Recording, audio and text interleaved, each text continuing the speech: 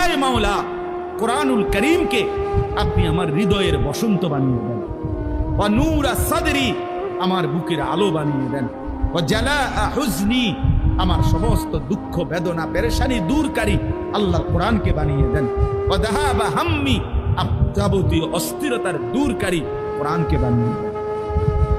কোরআনুল করিমের প্রতি মহব্বত জরুরি, কোরআনুল করিমের প্রতি আজমত বহুতই জরুরি, বহুতই জরুরি। এই জন্য আজকে আপনাদের কাছে এক বয়ানে, এক ওয়াজে বসে পুরা ইসলাম বলা সম্ভব না। নবী সাল্লাল্লাহু আলাইহি ওয়াসাল্লামের 23 বছরের সব বলে দেওয়া একদিনে সম্ভব? কথা বলেন না।